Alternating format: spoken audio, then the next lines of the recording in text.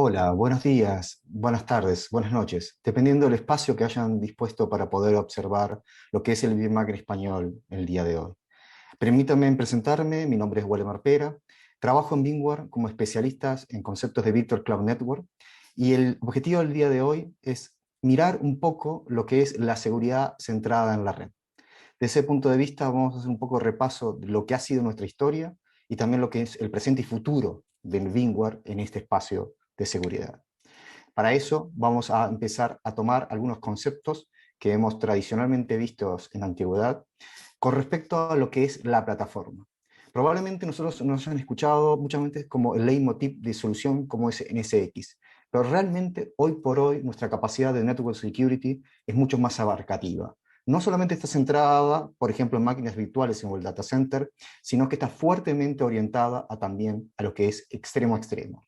De ese punto de vista, incorporamos elementos de seguridad distribuida, nuestro tradicional firewall distribuido, pero hoy por hoy mucho más avanzado. Vamos a ver un poco de esos conceptos.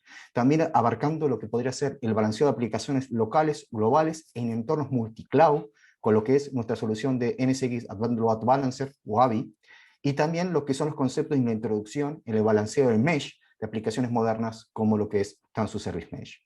Si eso es los puntos de ejecución, imaginemos que también tenemos una necesidad de conectar todo eso.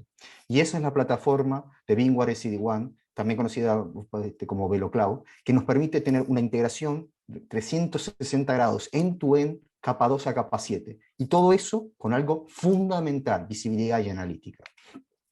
Desde ese punto de vista, empecemos a contarnos o pensarnos un poco lo que hemos visto.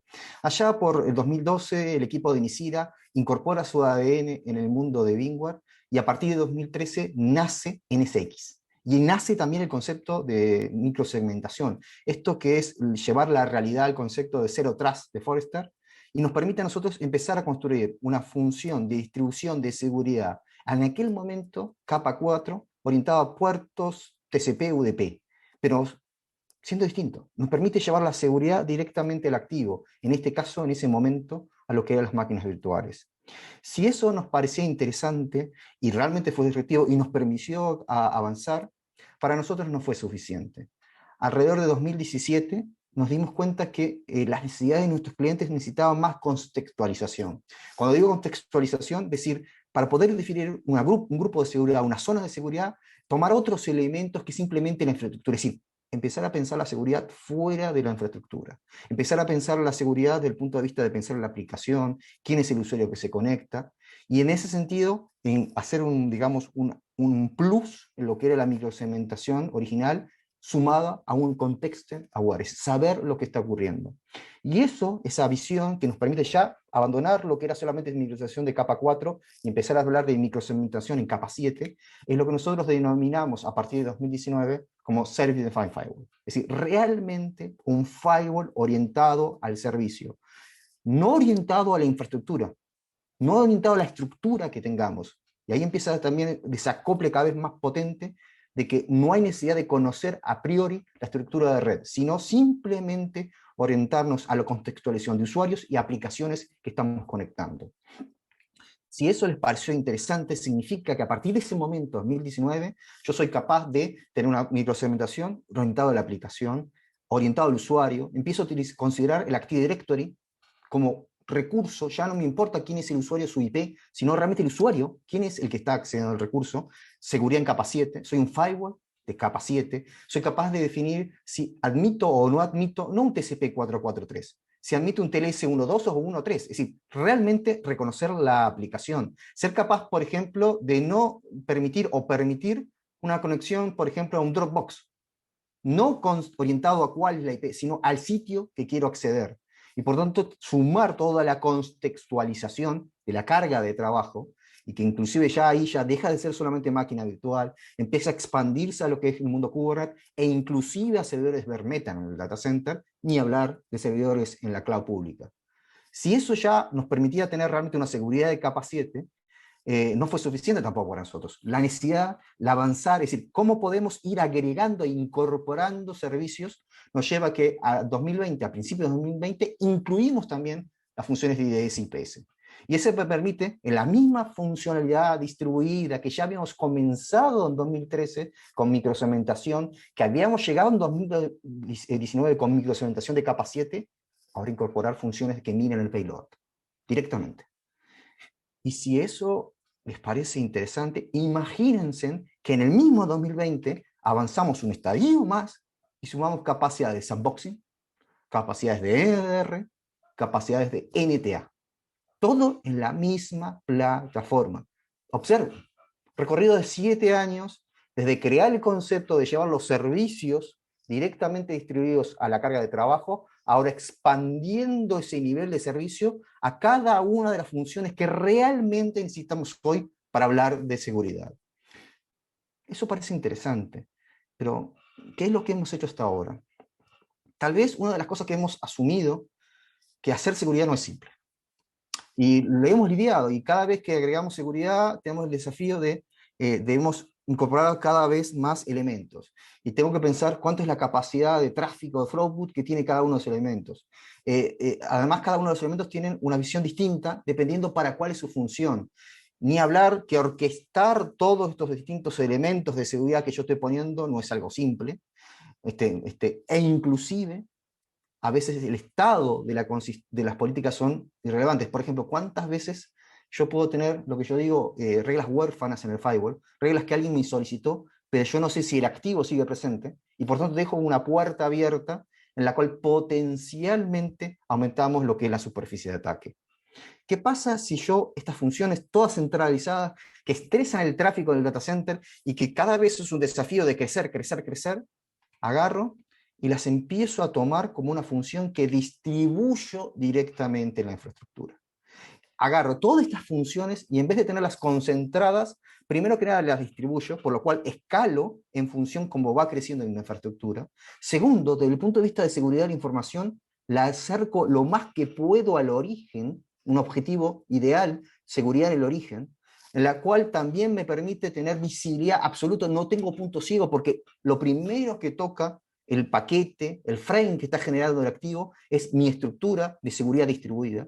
Y por tanto tengo un firewall con Advanced Threat Protection completamente distribuido. Esto es la porción orientada a red que hace 2 años VMware comenzó a hacer como su leitmotiv de Interim Security, que tiene distintos aspectos, como puede ser en Endpoint Security, con el equipo de VMware Carbon Black, como podría ser también el access físico, como podrían ser el equipo de Workspace ONE, pero en particular para lo que es temas de redes, ¿sí? La seguridad en red está asociado a lo que es el NSX Firewall con Advanced Threat Protection. Entonces, esa es la porción de Intrinsic Security, el bullying que tenemos de seguridad en la red. Uno podría preguntar, pero ¿qué tanto cubre esto? ¿Qué tanto llegamos? Entonces, desde ese punto de vista, por ejemplo, un slide para tener una noción de lo que estamos conversando, es tomar lo que es el framework de Mitre Attack. Y en ese sentido, observar, ok, hay un montón de requerimientos, puntos que uno debe considerar en ese Mitre Attack, y desde ese punto de vista, cómo distintas tecnologías embebidas en lo que es la solución que engloban NSX son encontradas. Y si se fijan, solamente desde el punto de vista de seguridad, no son pocas. Realmente hay un mundo bastante interesante de soluciones, desde firewall de capa 7, las funciones de IDS-IPS, lo que es el WAF, lo que es NDR y el sandboxing. ¿Sí? Piensen, vuelvo a insistir, volvamos hacia atrás al 2013, cuando creamos el concepto de microsegmentación, esa seguridad orientada a capa 4, y observen el estadio de lo que estamos conversando hoy. Realmente en 7 años la cantidad de servicios que tiene embebida la plataforma ha cambiado radicalmente. Tal vez eso no es suficiente. ¿Cómo lo podemos hacer? ¿Cómo lo podemos visualizar? Tal vez una de las razones que nosotros como gente que nos dedicamos a seguridad, profesionales de la seguridad, es crear las zonas de seguridad. Y hasta ahora esas zonas de seguridad nos ha obligado a segmentar en una macro segmentación la red, que es lícita y totalmente posible, inclusive con NSX, se puede lograr esa opción. Pero el concepto es, ¿qué pasa si yo puedo generar las zonas de seguridad sin condicionarme a la estructura de red? Es decir, libremente agrupar los recursos y primero que nada utilizando cosas que ya existen. Si este es el entorno de desarrollo, de pruebas, si el de producción, etiquetas aleatorias, y que me permita agrupar distintas cosas para tener un marco normativo, que sea rápido de desplegar, que me permita a mí realmente bajar los servicios a cada uno de los activos y agruparlos con una estructura ya existente, la que fuera, sin condicionarme a la estructura de red. Inclusive más, sin tener que modificar la estructura de red. Es decir, tomo el status quo de la infraestructura actual de red y sin modificarla, yo creo mi estructura de seguridad, yo hago mi forma de llevarlo. Tal vez puede decir, bueno, pero ¿qué tan relevante es el impacto que podría tener con esto? Y piensen, y ahí habla de 85, pero lo hemos visto consistentemente. Visto todo el tráfico de, por ejemplo, un data center, incluido, por ejemplo, cuando yo digo data center propio, o también estructuras que tengamos en cloud híbridas o en cloud públicas, el 85% aproximadamente es interno. No es despreciable lo que tenemos para proteger ahí adentro. Si eso no le es suficiente para entender la potencialidad, imagínense lo que ha sido la erupción en el último año, lamentablemente con el tema de la pandemia, de lo que nos ha atacado con el COVID-19, este trabajo remoto, cómo ha crecido significativamente diferentes soluciones de end-user computing. En particular, lo que son los escritorios virtuales. Entregar el escritorio es una parte del problema. La segunda parte es entregar un escritorio seguro. ¿Cómo no imponer riesgos latentes? ¿Cómo no aumentar algunas capacidades no previstas? Porque ya el entorno cambió. ¿Cómo adaptar mi seguridad a este entorno que cambió significativamente? Como, por ejemplo, evitar de que si un malware toca alguno de los escritorios, no haya una propagación lateral. Y no estoy hablando de ciencia ficción. Pensemos solamente en la cantidad de incidentes realmente significativo en aumento en el último año, por ejemplo, con ransomware. ¿Cómo logro, de una forma simple, es decir, los usuarios de finanzas acceden al servidor de finanzas y nadie más? Entonces, desde ese punto de vista, yo cómo logro adaptar ese escritorio, que si es finanzas, tiene las políticas de finanzas. Si es alguien de recursos humanos, tiene las políticas de recursos humanos. ¿Cómo adapto eso? Y con una regla simple digo, finanzas con finanzas, nadie más con finanzas. Y usuario de finanzas no ve usuario de finanzas. Enter. Y la IP y dónde se está conectada, irrelevante. Yo tengo ese control. Y no solamente lo puedo aplicar para lo que es un escritorio completamente igual, puedo inclusive para remote desktop shell. Imagínense un único recurso, un terminal server, imagínense, en la cual tengo diferentes usuarios conectados al mismo terminal server, pero en función del usuario son diferentes las políticas de seguridad para cada una de las sesiones. Se desconecta el usuario, se conecta a otro usuario, pertenece a otro grupo de Active Directory, a otra zona de seguridad, a otro grupo de seguridad, se adapta la seguridad de esa sesión. Y no solamente para soluciones 100% de escritorio, de end-user computing, de VDI, de remote desktop shell, de VMware, sino también soluciones de terceros. Es decir, realmente alcanzar seguridad de escritorio, seguridad de entornos virtuales de escritorios o aplicaciones a través de la misma solución. Como el CASA Compliance. Generalmente una de las premisas que hemos tenido en los últimos años es tener estructuras completamente separadas, aisladas, para restringir el scope de la autoridad de seguridad. Y eso significa un coste. Tengo que comprar equipamiento que tiene una distinta infraestructura de gestión, de mantenimiento, de soporte, es inversión. Y a veces esa inversión no es completamente aprovechada. Y puede ser que en otros espacios de ejecución de mi data center estoy estresado, no tengo más recursos. Tengo recursos vacantes en esta estructura segregada, pero no los puedo aprovechar. ¿Por qué? Porque la aislé físicamente. ¿Qué pasa si tomo todo esto como una gran estructura de cloud, como un recurso, y yo hago límites lógicos para decir qué recursos se arman a cada zona, y por tanto puedo garantizar el scope de la auditoría? Y no estoy hablando simplemente de lo que ya hace, por ejemplo, hablando de PCI, DSS, estamos hablando de hace muchos años que se admite la virtualización de cómputo, sino estoy hablando, por ejemplo, que desde 2017 las tecnologías de virtualización de red y seguridad también son admitidas para el cumplimiento normativo. Y por tanto, mi libertad de aprovechar más inteligentemente las inversiones que tengo, más inteligentemente la dinámica de cómo vaya creciendo mi entorno, y de vuelta con completa independencia de dónde estén ubicados. Y no menor, sin tampoco pensar si estoy hablando solamente de máquinas virtuales servidores físicos o de inclusive aplicaciones emergentes asociadas, por ejemplo, a Cloud Native Application. Entonces, desde ese punto de vista, yo digo, ok, esto me tiene interesante, pero yo tengo un montón de appliances, y es una realidad. Tengo probablemente, y es un problema de seguridad de la información, tengo distintos objetivos de seguridad de la información, y para cada uno de los objetivos voy poniendo una solución. Appliances distintos. ¿Funcionan? Sí, pero tengo además mi complejidad de mantener esto, cómo jugarlo, el coste individual de cada uno, el coste de tener espacio y energía para eso, y la logística de mantener todo eso integrado y operativamente funcionando. ¿Qué pasa si yo aprovecho que yo tengo capacidad de ejecución todavía, y en este concepto distribuyo toda la tecnología en forma embebida?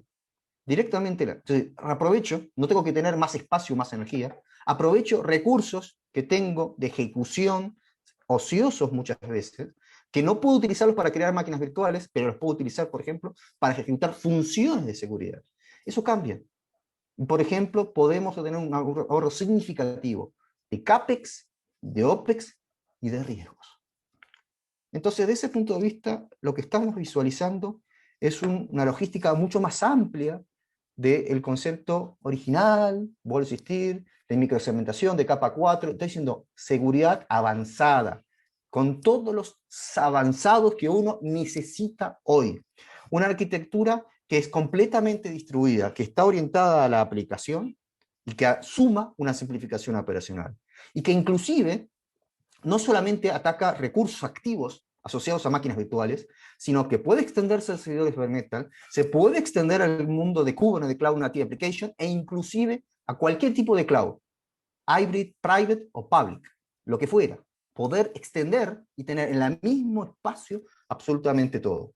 Si eso, es decir, la capacidad, es interesante, es no menor tener visibilidad, ¿de acuerdo?, para ejecución. Sí. Yo tengo una herramienta muy poderosa de ejecución, pero si no veo, no se puede segurizar lo que no se ve, puedo no tener una conexión. Y por eso, de ese punto de vista, una capa de inteligencia es necesaria en la plataforma, y eso está centrado a lo que es NSX Intelligent, que me permite colectar la información y, por tanto, sugerir cómo se está estructurando. Y yo, como oficial de seguridad, decidir modificar algunas de esas sugerencias y aplicar.